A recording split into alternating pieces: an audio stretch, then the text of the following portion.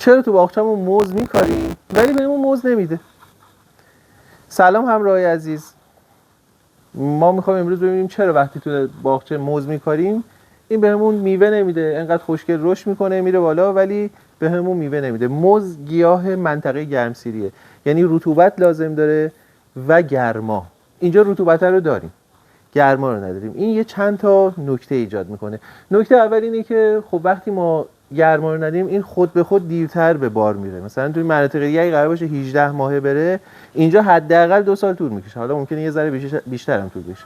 پس اول از همین نباید انتظار داشته باشیم همون موقع مثلا مثل جاهای دیگه این بهمون بار بده، چون اینجا سردتره.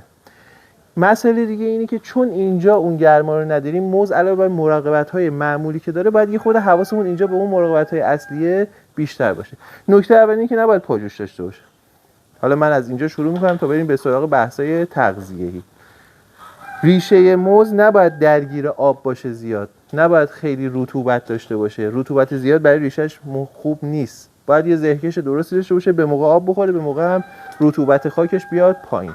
حالا نکته‌ای که تو بحث تغذیه‌ای مهمه اینه که موز برای گل‌انگیزی و باردهی بیشتر از بقیه درخت‌ها احتیاج به فسفر داره، به پتاسیم هم تازه احتیاج داره. یعنی مثلا شاید درخت‌های دیگه برای گل‌انگیزی اونقدی به پتاسیم احتیاج نداشته باشن، حالا با همون سه-بیست و اینا قضیه حل بشه، ولی موز بیشتر به پتاسیم احتیاج داره. پس ریشه موز رو حتما با فسفر به طور ویژه تغذیه کنیم اگر می‌خوایم ازش بارگیری کنیم. و خب اون کار معمولی هم که برای گل‌انگیزی می‌کنیم، محلول پاشی روی و بر هم باید انجام بدیم.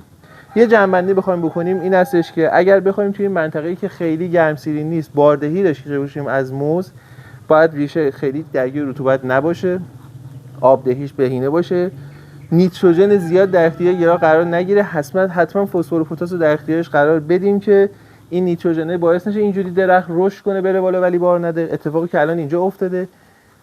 فسفر و پتاس رو تامین بکنیم و تو فصل هم همون قبل از در واقع بهار یه محلول پاشی روی و بر یا حالا اصطلاحاً فروت ست بکنیم که گل‌انگیزیش تحریک بشه. با این کارا درختمون به بار میره، گل میده و حالا اینکه گل چطور به میوه ها و موزهای بهتری تبدیل بشه چیزیه که بعداً راجع بهش صحبت میکنیم. ممنونم از توجهتون.